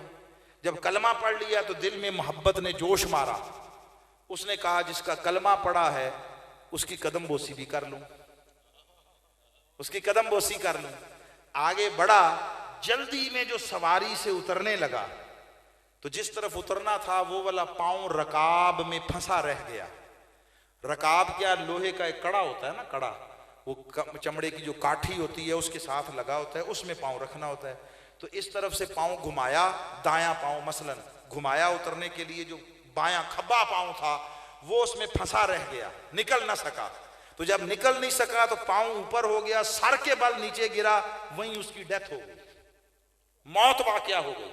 ठीक, जंग खत्म हो गई, जख्मियों को लाया गया, गाजी आ गए, शुहदा की मैयतें आ गईं, उस शख्स की मैयत भी आ गई। अब हुजूर अलैहिस्सलातु वस्सलाम ने देखा, सहाबा को मुतवज्जे किया और फरमाया आओ जिसने जन्नती को देखना है इसको देख ले, जिसने जन्नती को देखना है। अब आप ईमान से कहिए, जब हुजूर ने फरमा दिया ये जन्नती है तो जन्नती होने में कोई शक रहा? नहीं रहा। अब जरा ये मेरे साथ एक एक लफ्जी जवाब में चलना है आपने। अब हुजूर ने फरमा दिया जन्नती वो जन्नती। अब आपसे पूछता हूं, बोलिए उसे जन्नत में क्या शय लेकर गई? नमाजें, नमाजों से जन्नत में पहुंचा, रोजों से पहुंचा, हज और ज़कातों से पहुंचा, जिहाद ने उसे जन्नत में पहुंचाया, कुरान की तिलावत ने पहुंचाया, जिक्र अज़कार ने पहुंचाया, तहज्जुद ने पहुंचाया? नहीं, इनमें से तो किसी शय की उसे खबर ना हुई, खबर ना हुई। नमाज पढ़ना तो कुजा, नमाज सीखने का मौका ना मिला, दीन के अहकाम जानने का मौका ना मिला, किसी शय से आगाही ना हुई। उसने तो कलमा पढ़ते हुए या पढ़कर जो गुस्ल करना होता है वो भी नहीं किया, जैसा आया था वैसा ही चला गया। हुजूर ने फरमाया जन्नती है तो शक ना रहा। अब सवाल यह है कि जन्नत में किस शय ने पहुंचाया? मुमकिन है कोई कहे ईमान ने, ईमान की वजह से, चूंकि ईमान ले आया था, दुरुस्त है, मैं मानता हूं इस बात को। मगर अब सवाल यह है जिस ईमान के सबब से उसे जन्नत मिली वो ईमान कैसे मिला था? उसने मैदान जंग की उन खून रंग फिजाओं में क्या देखा था, क्या मंजर नजर आया था? उसने किसको देखा था? उसने मैदान जंग में खुदा को नहीं देखा था, मुस्तफा को देखा था। उसे जन्नत की जमानत खुदा ने नहीं दी थी, मुस्तफा ने दी थी। उसने न जन्नत देखी, न जन्नत के हुरो कसूर देखे, न जन्नत के महल्लात देखे, नहरें देखी, कुछ नहीं देखा। उसे जन्नत का पता नहीं था। मुस्तफा ने कहा जन्नत दूंगा, उसने मान लिया, बस उसने मुस्तफा की जुबान पर एतमाद कर लिया, कलमा पढ़ लिया, ईमान वाला हो गया। उसे जन्नत में लेकर गई जो शय वो निस्बत मुस्तफा है, निस्बत मुस्तफा है। लोगों, निस्बत मुस्तफा कायम रहे तो दीन सलामत रहता है, निस्बत मुस्तफा निकल जाए तो दीन की सारी इमारत घुन ज़दा, दीमक ज़दा लकड़ी की तरह हो जाती है।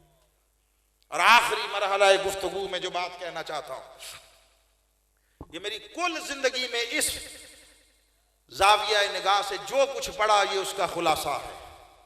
दुनिया हो, कब्र हो, कयामत हो, हर जगह पर, हर जगह पर निजात निस्बत रिसालत से है, निस्बत रिसालत से। मैं एक एक मिसाल दे देता हूं, दर्जनों दर्जनों मिसालें एक एक मौका पर दी जा सकती हैं।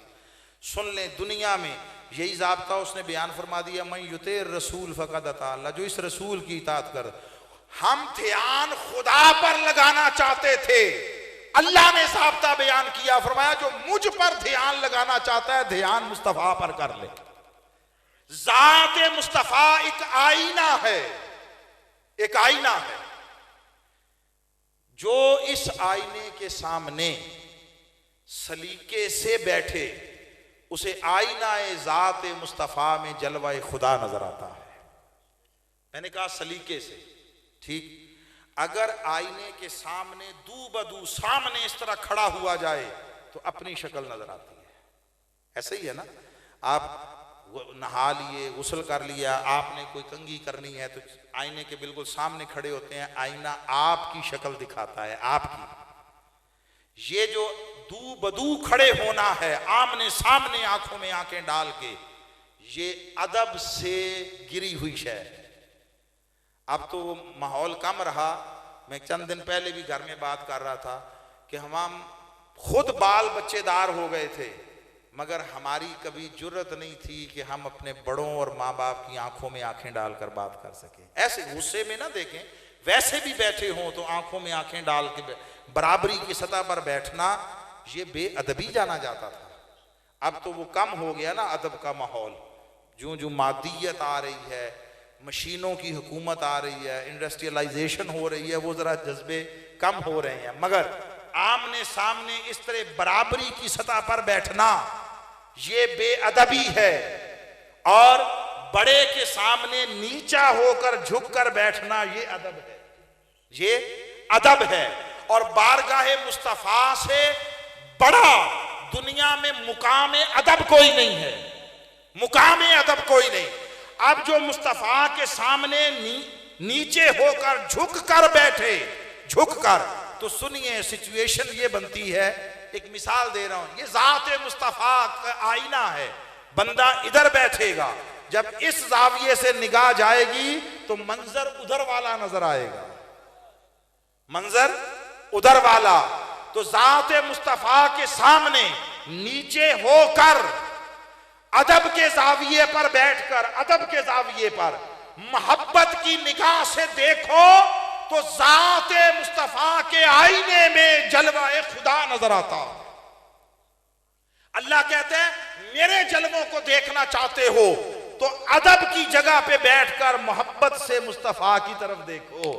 तुम निगाह मुस्तफा की तरफ उठाओगे, तुम्हें ज़ात मुस्तफा के आईना वो पर्दा में खुदा के जलवे दिखाई देंगे। और याद रख लें, जो रिसालत का वास्ता, वसीला, जरिया, उसे हटाकर बाईपास करके बराह रास्त खुदा की तरफ जाना चाहे, अल्लाह की इज्जत की कसम, उसने नबुव्वत और रिसालत के वास्ते के बगैर बराह रास्त अपनी तरफ आने वाला कोई रास्ता कभी बनाया ही नहीं, कभी बनाया ही नहीं। उसने कहा दुनिया में अगर चाहते हो मेरी रजा का साहिबान नसीब हो जाए तो मुस्तफ़ा से दो तरह का ताल्लुक कायम कर लो, एक मोहब्बत का, एक इताअत का, एक मोहब्बत और एक इताअत का। हमारा प्रॉब्लम यह है कि मैं अपने घर की बात करने लगा हूं और उस मिजाज की बात करने लगा हूं जो हमारा है। हम मोहब्बत में बहुत वारफ्ता हैं, इताअत वाली गली की तरफ जाने से गुरेजा है।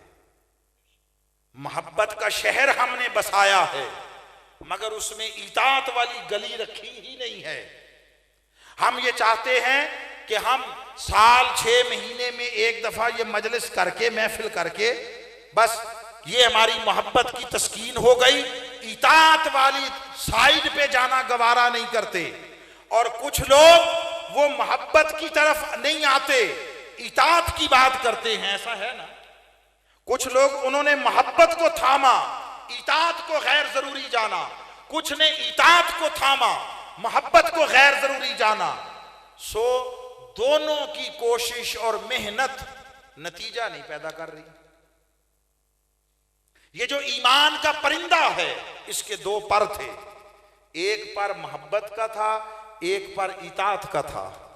खा चिड़िया हो या शहबाज हो, आप एक पर काट दें, बोलिए उड़ सकेगा? कभी नहीं उड़ सकेगा। मेहनत बड़ी, ये इजहार मोहब्बत बड़े। हर साल हजारों लाखों महफिल होती हैं, उनमें हुजूर की मोहब्बत ही की बात है ना। ये जो आपने इतनी देर बैठकर नातें सुनी है, जो हम बयान कर रहे हैं, ये मोहब्बत का ही तकाजा है। हुजूर के साथ इश्क की बात होती है, मोहब्बत पर जोर है, इताअत की तरफ ध्यान नहीं। और कुछ लोग इताअत की बात करते नहीं थकते, मोहब्बत की तरफ ध्यान नहीं। नतीजतन दोनों की मेहनत बेनतीजा, बेनतीजा। अगर चाहते हो कि ईमान का परिंदा परवाज करे और कुर्ब व हुजूरी की फिजाओं तक पहुंचे और अल्लाह के जलवा जमाल की हुदूद में जाए और उसकी बारगाह से अनवार व तजल्लियात का नुज़ूल हो और रब की तरफ से खुश आमदेद के कलिमात हो और उसकी रहमत के बाजुओं तक पहुंचना नसीब हो, रसाई नसीब हो, तो सुनो, मोहब्बत पर भी मेहनत करो, साथ इताअत पर भी मेहनत करो।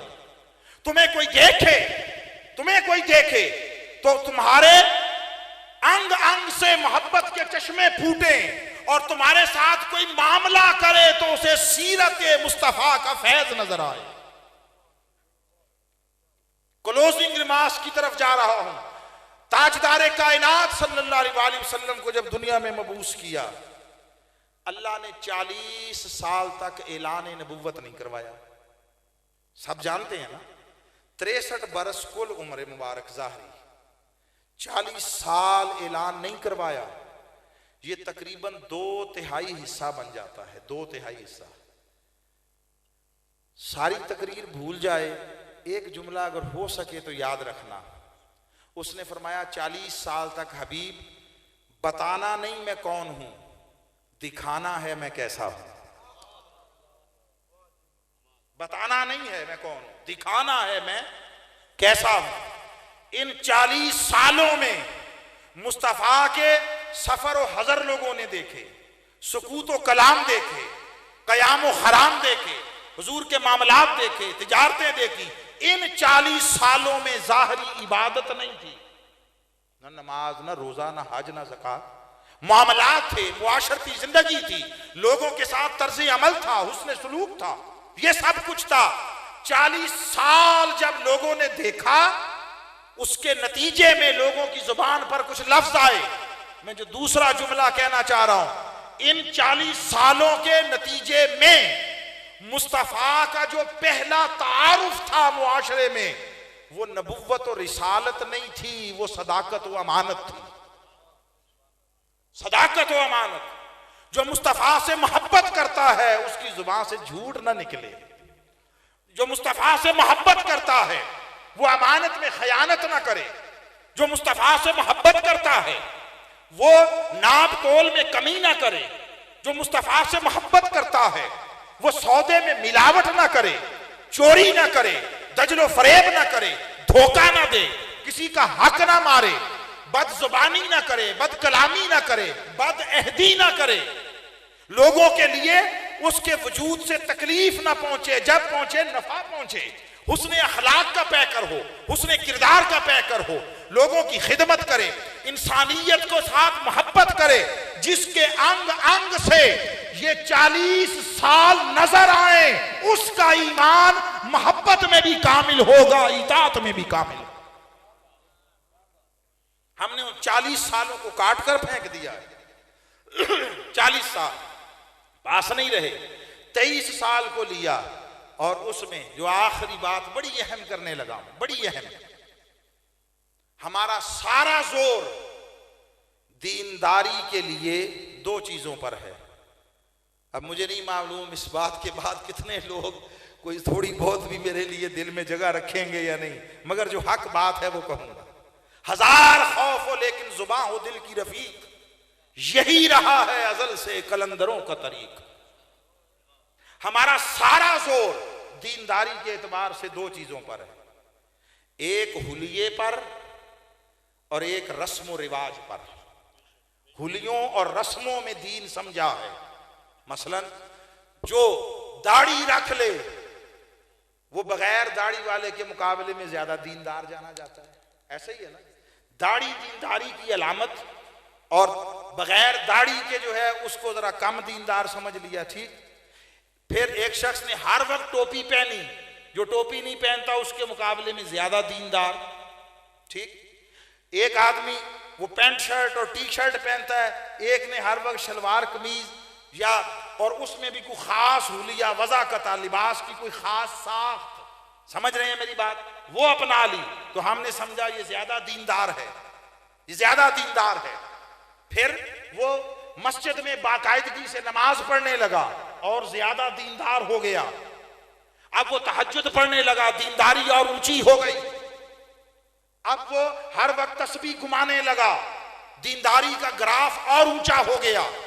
अल्लाह ने तौफीक दी है, हज कर आया है, हाजी हो गया है, दीनदारी और बढ़ गई है।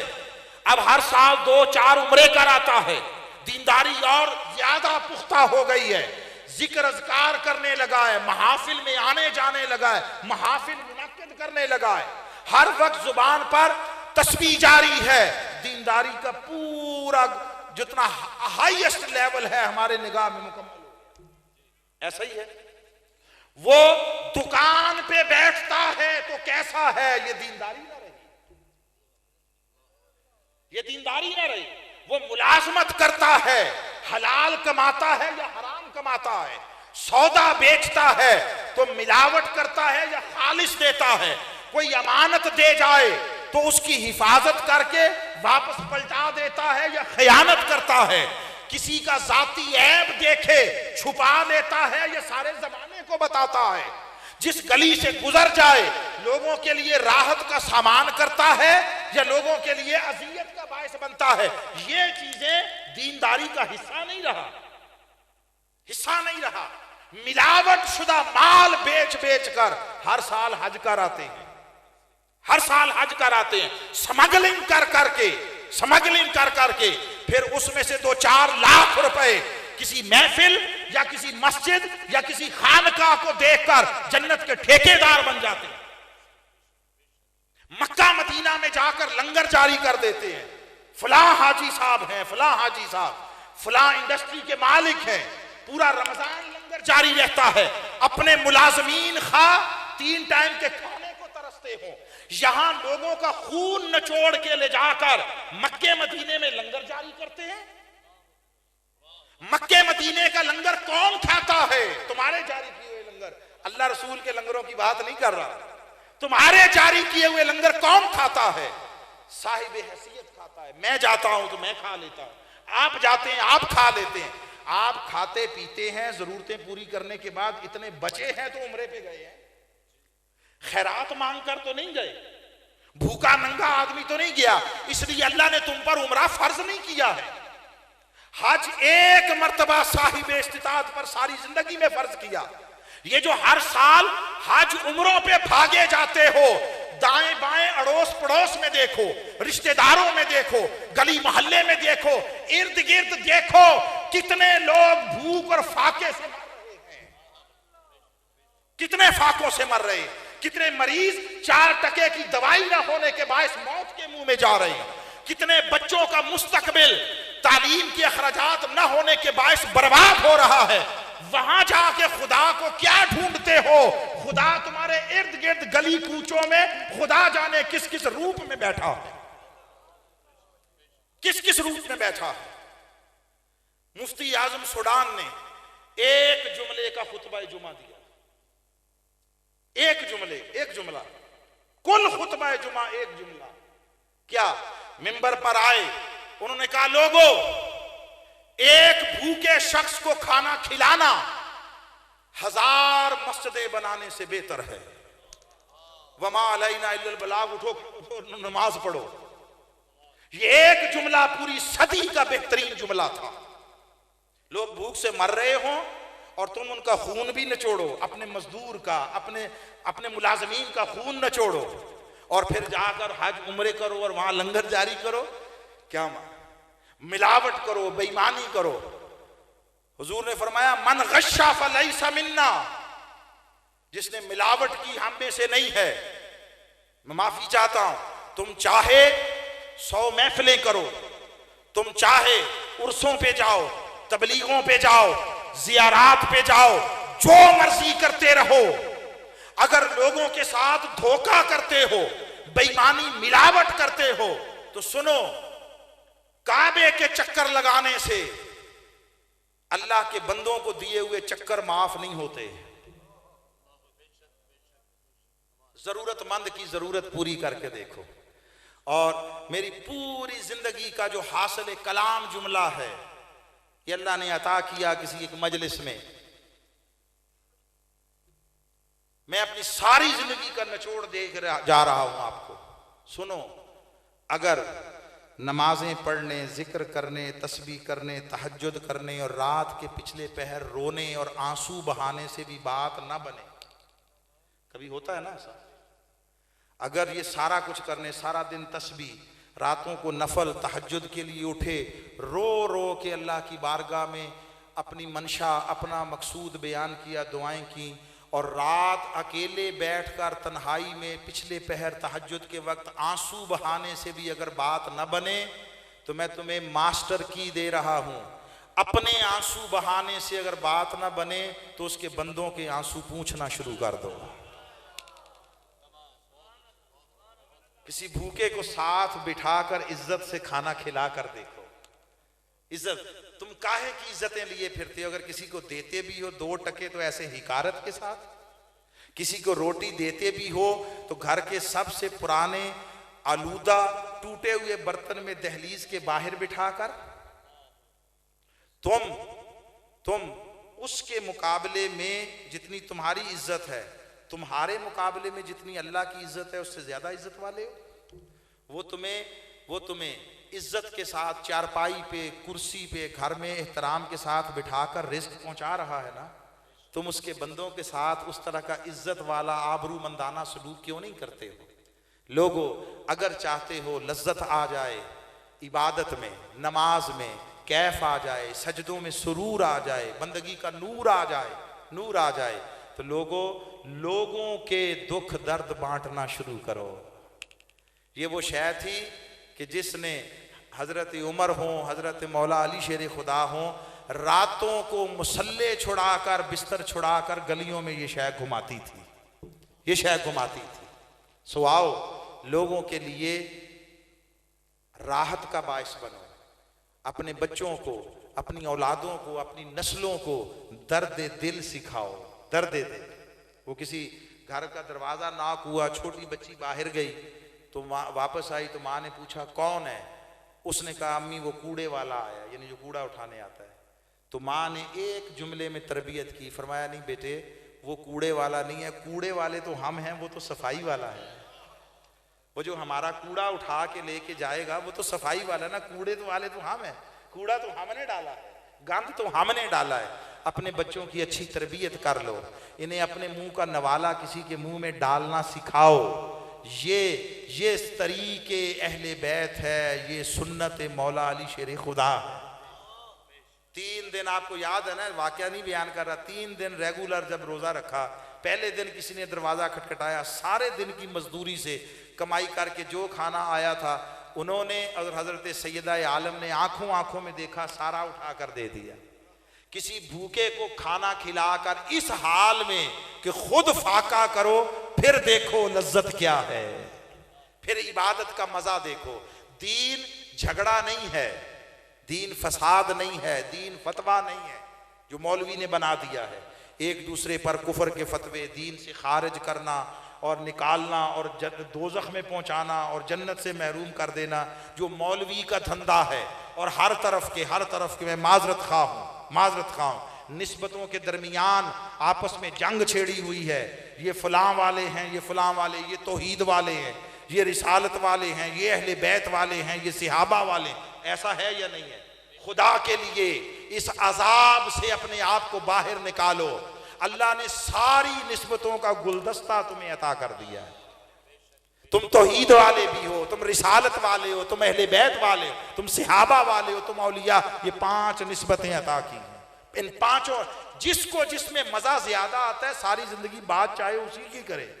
मुझे अल्लाह की तौहीद का बयान करने में मजा आता है, तो मैं अगर सारी जिंदगी फकत तौहीद बयान करूं तो किसी को तकलीफ क्यों है? मुझे अगर शान रिसालत बयान करने में मजा आता है और मैं सारी जिंदगी वही बयान करूं तो किसी को प्रॉब्लम क्या है? कोई सारी जिंदगी अहले बैत के फजाइल बयान करे, किसी के सुनकर कानों में दर्द क्यों होता है? कोई सारी जिंदगी सिहाबा की बात करे, सिहाबा की बात करे तो किसी को क्यों कोई उलझन होती है? कोई औलिया की बात, जिस बात में आपको मजा आता है वो बात करो, मगर न दूसरी निस्बत का इनकार करो, न किसी दूसरे का दिल दिखाओ। बात समझ गए आप? अपने मन की बात करो, किसी का दिल मत दुखाओ, दिल मत दुखाओ। मैं नक्शबंदी हूं अपने सिलसिला बैत व इरादत में, मैं से हुजूर जिंदा पीर गमकोल शरीफ के दस्ते मुबारक पर बैत हूं कोहाट, मगर और सिलसिला नक्शबंदिया के इमाम वो हजरत सैयदना सिद्दीक अकबर रजी अल्लाह ताला अन्हु है, मगर मेरी सारी जिंदगी अली अली करते गुजरी है, इसलिए कि मेरा सिलसिला नसब हजरत मौला अली शेर खुदा से है। मैं आवान अलवी हूं, उनसे मेरी निस्बत है, मगर मैं जो अली अली करता हूं अल्लाह की इज्जत की कसम इसलिए नहीं करता कि मेरा नसब उनसे मंसूब है, मैं इसलिए करता हूं कि मुझे अली अली करने का दर्स हजरत सिद्दीक अकबर और सैयदना फारूक आजम ने दिया। हम जब बात करते हैं नाम मौला अली कहते हैं, जो हजरत मौला अली शेर खुदा की मौलाइयत का इनकार करे उसने ऐलान मुस्तफा का इनकार किया, जो ऐलान मुस्तफा का इनकार करे उसका ईमान से ताल्लुक क्या रहा? लिहाजा अपनी बात करो, दूसरों की निस्बत का मजाक ना उड़ाओ, और एक का जिक्र दूसरे के जिक्र को कम करने के लिए ना लाओ, ये मुनाफिकत है। सहाबा से पूछा हमने, उन्होंने कहा जब दीन बड़ी तेजी से फैला, नए नए लोग आए तो हमें पता नहीं चलता था कि ये मोमिन है या मुनाफिक। हमने कहा पहचान लेते थे? उन्होंने कहा पहचान लेते थे। हमने कहा कैसे? नमाजों को देखकर। उन्होंने कहा नमाजों से नहीं पता चलता, नमाजें सारे ही पढ़ते हैं। रोजों हज ज़कातों से? कहा नहीं। कहा कैसे? उन्होंने कहा 1 सेकंड में, लेबॉर्ट्री का लिटमस टेस्ट जिस तरह होता है, हम तो 1 सेकंड में पहचान लेते थे। हमने पूछा क्या करते थे? वो कहते थे हम देखते किसी नए शख्स को, पहचानते नहीं कौन है, हुलिया मुसलमानों जैसा है, काफरों मुशरिकों का दाखिला मना हो गया था सरजमीन हिजाज में, तो ये जो यहाँ आया है तो कलमा गो होगा। अब खाली कलमा गो है या मोमिन है? खाली कलमा पड़ा है या ईमान वाला है? ये जानना चाहते तो 1 सेकंड में पता कर। पूछा कैसे? कहते हम उसके सामने अली की बात करते थे। आए आए अली की बात करते थे, अली की, जिसका चेहरा जिक्र अली सुनकर खिल उठता और उसके चेहरे पर शौक आ जाता। हम 4 बातें करते फजीलत अली की, वो कहता 2 और सुनाओ ना। आए हाय। हम सांस लेने के लिए चुप होते, वो कहता कोई और बात फजीलत की सुनाओ। जिसका शौक यूं जाहिर होता हम नमाजें न तकते, समझ जाते मोमिन है। और जिसके सामने जिक्र करते और वो 2 बातें सुनकर, 4 बातें सुनकर उसके चेहरे पर कब्ज के असर आ जाते, जैसे कब्ज होती है, कब्ज के असर आ जाते, घुटन आ जाती, और वो थोड़ी देर के बाद वो किसी और की भी बात करो ना। जिक्र अली को किसी और तरफ डाइवर्ट करना चाहता, नाम नहीं लेता, हजरत अली की फजीलत का इनकार नहीं करता, कहता फलां की भी, किसी और की भी बात करो। जो ये करता हम समझ जाते बेईमान मुनाफिक है। अब बात समझे? इकबाल का भी यही मौक़िफ़ था। इकबाल ने एक नज़्म लिखी है बांगे दरा में, ज़ुहद और रिंदी। तो उसमें वो कहते हैं मेरे पड़ोस में एक मौलवी साहब रहते थे, उन्हें मुझसे बहुत सारी शिकायतें थी, बहुत सारी। वो कहते थे ये इकबाल भी अजीब तरह का आदमी है, शाम को गाने भी सुनता है, सुबह तिलावत भी करता है।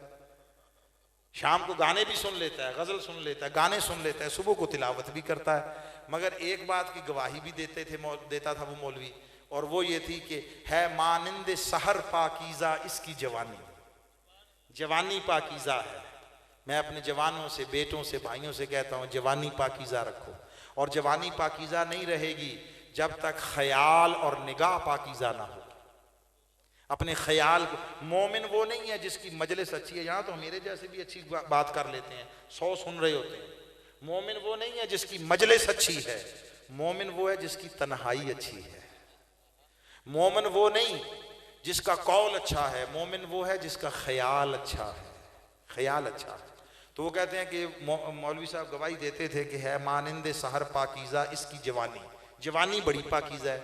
वो जो मौलवी साहब को इकबाल से शिकायतें थी उनमें से एक ये भी थी। इकबाल खुद लिख रहे हैं, कहते हैं कि मौलवी साहब कहते थे है इसकी तबीयत में तशय्यो भी जरा सा, ये थोड़ा थोड़ा शिया भी है। इकबाल ने खुद लिखा है, किसी और का तबसरा नहीं है, बांगे दरा में है जोहद और रिंदी, नज़म भी बता रहा हूं, ना हो तो जिम्मेदार मैं हूं। उन्होंने कहा कि मौलवी साहब कहते थे है इसकी तबीयत में तशय्यो भी जरा सा, थोड़ा थोड़ा शिया भी है, कि तफजील अली हमने सुनी इसकी ज़बानी, ये फजीलत अली की बड़ी बात करता है। तो लोगों जिस जिक्र में, जिस निस्बत के बयान में लुत्फ आता है वो किया करो।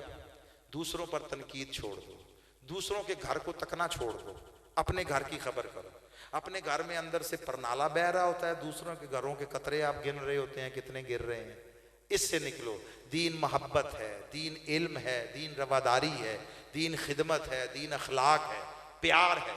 किसी की मजलिस में बैठो, चाहे वो हमारे जैसे हुलिये में हो या उसने टाई लगाई हुई हो, जिसकी मजलिस में बैठें और आपको उसकी मजलिस में बैठकर जब उठें तो दूसरों के लिए नफरत अंदर पैदा हो चुकी हो, नापसंदीदगी, काफिर, खारिज, जन्नत, जहन्नमी, दोज़खी, तो चाहे इस हुलिये में भी हो उसको रद्द कर दो, रद्द कर दो। और अगर कोई टाई लगा के भी बैठा हो और उसकी मजलिस में बैठो, जब उठकर वापस जाओ तुम्हारे अंदर मोहब्बत ही मोहब्बत हो, लोगों के लिए प्यार हो, कबूलियत हो, खिदमत हो, दुख दर्द दूर करने की अंदर आपके आरजू पैदा हो गई हो, हुलिया ना देखना, वो अल्लाह वाला है, वो अल्लाह वाला है। इसलिए जब तहरीक पाकिस्तान चल रही थी तो सारे मशाइख और बुजुर्ग सब ने मिलकर इज्तिमाई तौर पर कायदे आज़म को अपना लीडर बनाकर क़यादत उनको सौंप दी थी, क़यादत सौंप दी थी।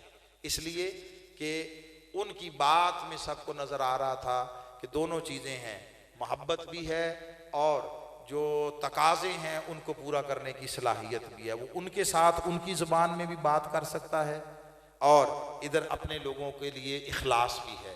सो खाली हुलिये ना देखो, खाली हुलिये ना देखो, किरदार को, अखलाक को, सीरत को, सोच को, फिक्र को अच्छा कर लो। जिसने ये कर लिया वो औलिया की राह पर चल निकला और औलिया का रास्ता हुजूर की बारगाह तक पहुंचाता है। अल्लाह रब्बुल इज़्ज़त हम सब के हाल पे लुत्फ़ करम फरमाए, दीन का फ़हम व इखलास अता फरमाए। वमा अलैना इल्लल बलाग।